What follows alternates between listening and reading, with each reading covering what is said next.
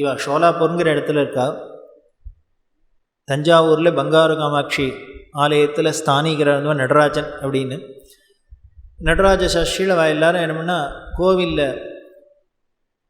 ஒரு திருப்பணி கும்பாபிஷேகம் அதுக்காக பெரியவாள்கிட்ட பத்திரிக்கை வச்சு எல்லாம் பண்ணுறதுக்கு போயிருக்கா. போனால் இவ அப்பா சங்கர சாஸ்திரிகள் அப்படின்னு, இந்த நடராஜ சாஸ்திரியோட அப்பா. பெரியவா கேட்டால், நீ சங்கர சாஸ்திரி புள்ள தானே? ஆமாம் அப்படின்னு. வந்தால் காரியம் எல்லாம் விசாரிச்சா எல்லாம் பண்ணிவிட்டு நான் முதல்ல இந்த மடத்துக்கு பட்டத்துக்கு வந்தோடனே முதல் பிரசாதம் பங்காரு காமாட்சி பிரசாதம் தான் எனக்கு கொடுத்தா. அதை உங்கள் அப்பா தான் கொண்டு வந்தார் அப்படின்லாம் சொல்லி, அப்பேற்பட்ட ஒரு புள்ள வந்திருக்க, உனக்கு ஏதானும் மரியாதை பண்ணால் தேவையில்லையே அப்படின்னு. ஏதோ இருக்கிறத கொடுத்தா ஒரு சம்பாவனை பண்ணால் எல்லாம் மரியாதை, வேறு என்ன பண்ண முடியும்? ஏன்னா இவர் எங்கேயோ காட்டில் உட்காந்துன்னு இருக்கார். நீச்சு இன்னைக்கு கூட இருக்கிறவள்கிட்ட கேட்டால் இவருக்கு என்ன பண்ணலாம் அப்படின்ட்டு, ஒரு பவுன் காசு இருந்தால் கொடுக்கலாண்டா. பெரிய மரியாதையிலே பெருசு ஸ்வர்ணம் சம்பாவனை பண்ணுறது. அதனால் ஒரு பவுன் காசு இருந்தால் அவருக்கு கொடுத்தா தேவையில்லை. இருக்கோன்னா எங்கே இருக்குது? இல்லை. இதை கேட்டு இந்த தரிசனத்துக்கு வந்த 2 லேடிஸ்லாம் என்ன பண்ணினா, அவள்லாம் உடனே நான் வளையலை கட்டி கொடுக்குறேன், சங்கிலியை கட்டி கொடுக்குறேன்னு ஆரம்பித்தா. தெரியவா, நான் நகை கேட்கல, காசு தான் கேட்டேன். நகையாக வேண்டாம், ஒரு காயின் தான் வேணும் அப்படின்னு. காயின் இல்லை. இப்படி ரொம்ப எம்ப்ராசிங்காக அது மாதிரி இருக்கிறத பார்த்தோன்னே இந்த நடராஜ சாஸ்திரிகள் என்ன சொன்னார், பெரியவா எனக்கு கொடுக்கணும்னு நினைக்கிறதே எனக்கு பெரிய அனுகிரகம். அதனால் பெரியவா அனுகிரகத்தில், அம்பாள் அனுகிரகத்தில் ஒரு குறவும் இல்லை, எல்லாம் நிறையா வந்துருக்கு, திருப்தியாக இருக்கும். பெரியவா எங்களுக்கு கொடுக்கணும்னு நினைக்கிறதே பெரிய அனுகிரகம். அதனால் எல்லாம் இருக்குது, நிறைஞ்சு இருக்குது. பெரியவா அனுகிரகம் எப்பொழுதும் இப்படியே இருக்கணும். அதனால் பெரியவா சிரமப்பட வேண்டாம் அப்படின்னு. பெரியவா சொல்றா, அப்பா கேட்குறதுக்கே குளுமையாக இருக்குது. யாரானும் எனக்கு எல்லாம் நிறைஞ்சிருக்கு, திருப்தியாக இருக்கும், சந்தோஷமாக இருக்கும், ஒன்றும் வேண்டான்னு யாரானு சொல்கிறவாழ உலகத்தில் பார்த்துருக்கோமோ? லேஸில் பார்க்க முடியறதோ? எத்தனை இருந்தாலும் இன்னும் கொஞ்சம் இருந்தால் தேவையில்லை போல இருக்குது சொல்கிறா. இப்படி இருக்கிற காலத்தில் இவ்வளோ வாய் நிறையா சொல்கிறியே நீ. உடனே சொன்னால், கடைசி வரைக்கும் உன் மனசு இப்படியே இருக்கணும். இன்றைக்கி வேணா இருக்கும், நாளைக்கு மாறிவிடாத இருக்கணும். அதனால் கடைசி வரைக்கும் உன் மனசு இப்படியே மாறாத இந்த திருப்தியோடு இருக்கணுமா. அந்த திருப்தி வருது, சந்துஷ்டி வருது தான் வாழ்க்கையில் விஷயமே வழிய. அது எப்படி இருந்தால் எக்ஸ்டர்னலாக இருக்கிற சாமான்களால் வந்துடாது. எப்போ வரும்? அதுக்கு தான் இந்த விவேகம் வேணும், ஞானம் வேணும், ஞானம் வேணும், இந்த விவேகம் வேணும்னு ஆசைப்படுறது எதுக்கு அப்படின்னு, அந்த திருப்தி அடையிறதுக்கு தான், சந்துஷ்டி அடையிறதுக்கு தான். அப்படின்னா சந்தோஷமாக இருக்குது, இதுவே உனக்கு கொடுத்தாப்பில் இருக்குது. இந்த எண்ணத்தோடு, இந்த திருப்தியோடு கடைசி வரைக்கும் இப்படியே க்ஷேமமாக இருக்கு, ஒரு வரம் இருக்காது உனக்கு அப்படின்னு நன்னா ஆசீர்வாதம் பண்ணால் அவருக்கு ரொம்ப மனசு உருகித்து. போரும், பெரியவா எப்படி இந்த ஒரு கருணையே போரும், இனிமேல் நம்ம பரம்பரைக்கு அனுகிரகம் பண்ணும்.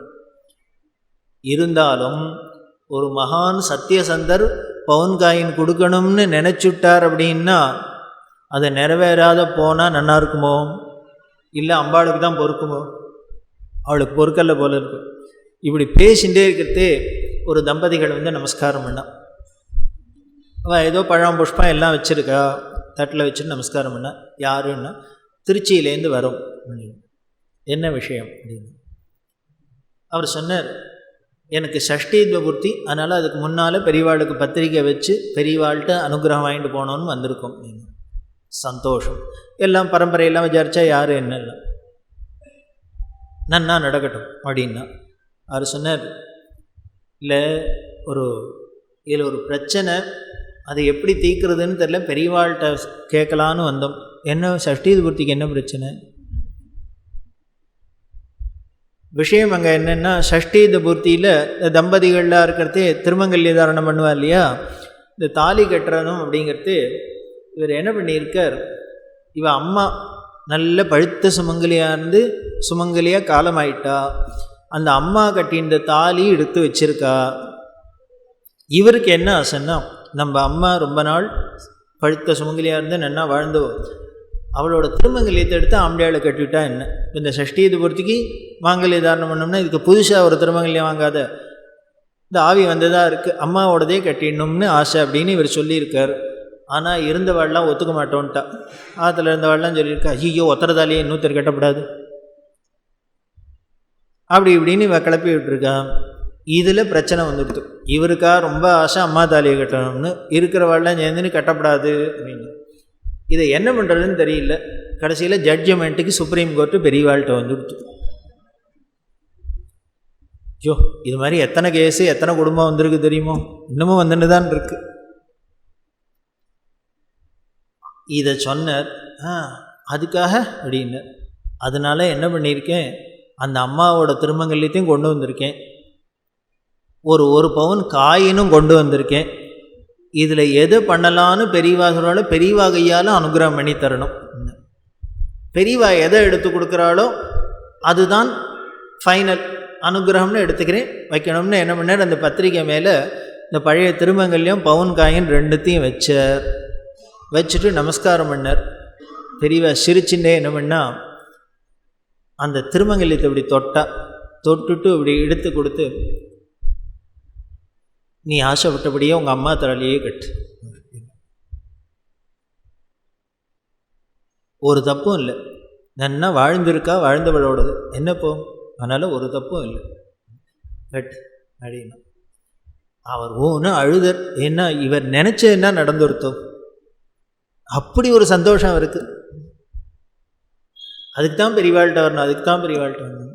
ரெண்டு பேருக்கும் தம்பதிகளுக்கு பரம சந்தோஷம். எடுத்துட்டா நன்னா சஷ்டிதை இதையே எடுத்துக்கட்டி அப்படியே அவர் மெய் மறந்து நிற்கிற. உடனே கேட்குறா, நீ ஆசைப்பட்டபடி நீ நினச்சது நடந்துடுத்தோ, நான் ஆசைப்பட்டது நடக்கட்டுமா அப்படின்னா. என்ன பண்ணணும் அப்படின்னா, இந்த பவுன் காசை நான் எடுத்துக்கலாமா? அவர் கதறி தேத்துட்டார். எடுத்துக்கலாமா? இப்போ அவர் இருக்கிற சந்தோஷத்தில் என்ன கேட்டாலும் கொடுத்துருவார்.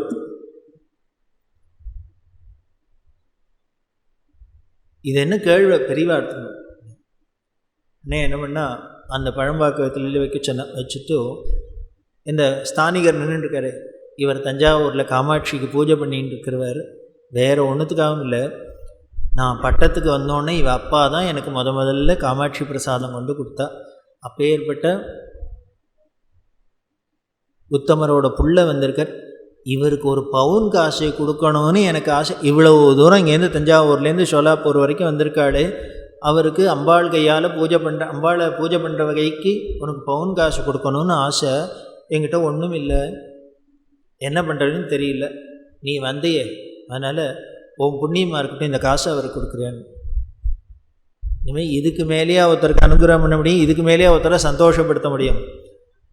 அவர் வந்தவருக்கு அப்படியே கால் பூமியில் நிற்கல, ஆகாசத்தில் பறந்து நிற்கிற, எங்கேயோ கைலாசத்தில் இருக்கிறாப்புல இருக்கு.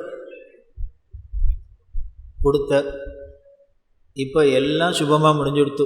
இவர் நினச்சதும் நடந்துடுத்து, அவர் நினச்சதும் நடந்துடுத்து, எல்லாம் நினச்சது எல்லாரும் நினச்சதையும் அம்பாள் நிறைவேற்றி வச்சுட்டான்ட்டு எல்லோரும் க்ஷேமமாக போயிட்டு வாங்க அப்படின்ட்டு உடனே அவர்கிட்ட சொல்கிறா, நீ காரில் வந்தியோ அப்படின்னா. ஆமாம், ஸ்டேஷன்லேருந்து காரில் வந்தேன்னு. இவாளும் தஞ்சாவூருக்கு போகணும், ஊரில் தான் போகணும், இவாளையும் வண்டியில் அழிச்சுன்னு போயிடு அப்படின்னு. சத்திய சங்கல்பம். அவள் நினச்சுட்டா அப்படின்னா இங்கே இருக்குமா அங்கே இருக்குமா வருமா வராதான்னு, அது நடக்கிற வரைக்கும் அது ஓயாது. இது இவளோட சங்கல்பத்தில் நடக்கிறது. அவளோட மனசுக்கு ஏத்தாப்பில் ஈடு கொடுப்பான்னு பெரிய வித்வான் எஸ்வி ராதாகிருஷ்ண சாஸ்திரி அப்படின்னு ஸ்ரீரங்கத்தில் இருந்தார். கிட்டத்தட்ட 100 வயசு இருந்து காலமான அதுதான் சமீபத்தில். அவளுக்கெல்லாம் சிமிழி பெரிய பரம்பரை. அப்படி ஒரு வித்வான் சுவாமிநாத ஆத்ரேயன் அப்படின்னு அவரோட தம்பி, இப்படிலாம் பல வித்வான்கள் நிறைஞ்ச குடும்பம் இது. ராதாகிருஷ்ண சாஸ்திரியும் ஆயுர்வேதத்தில் பெரிய டாக்டர், சமஸ்கிருதத்தில் மகா பண்டிதர், மகாபரிவா மேலே இந்த சகசிரநாமம் பண்ணியிருக்க.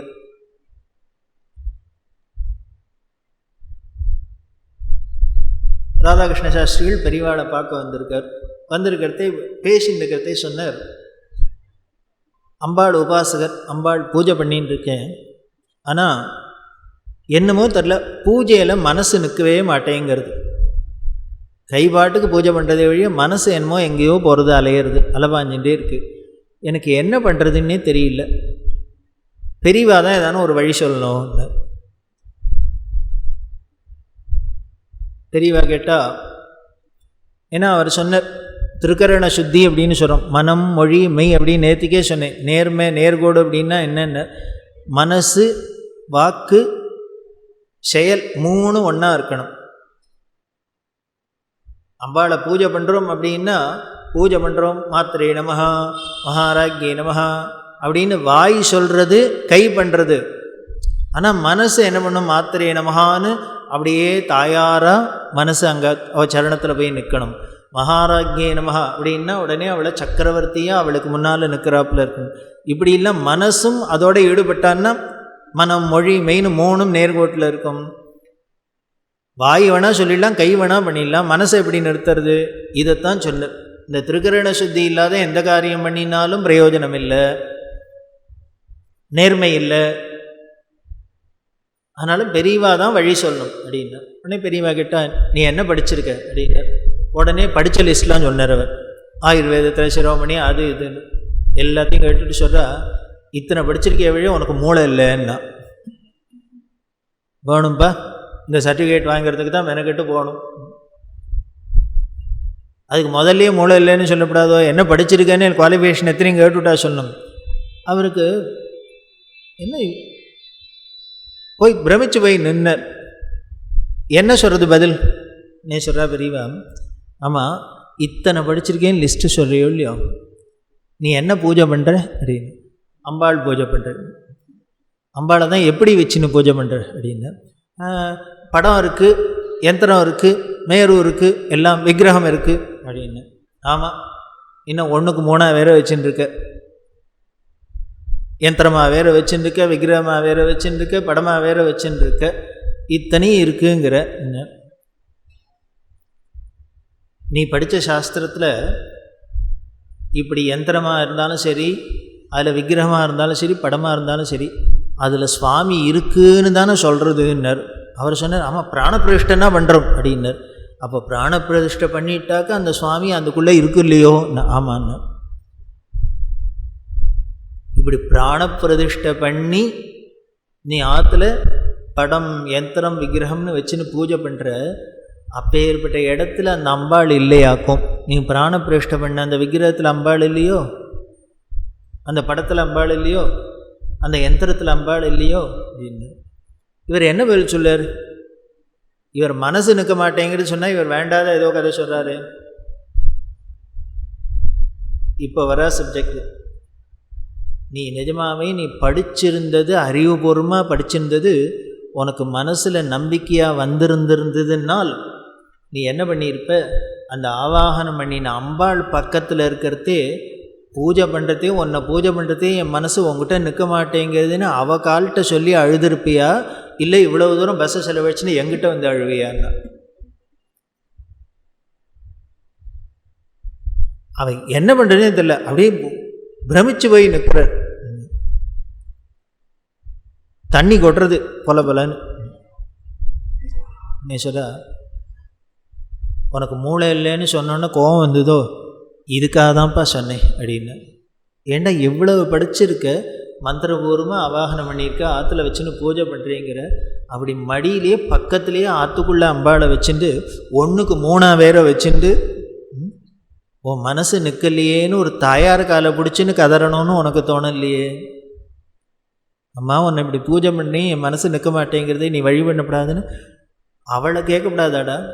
அவள் பண்ண மாட்டாளா? அதை விட்டுட்டு இவ்வளவு தூரம் எங்கிட்ட வந்து கம்ப்ளைண்ட் பண்ணுற?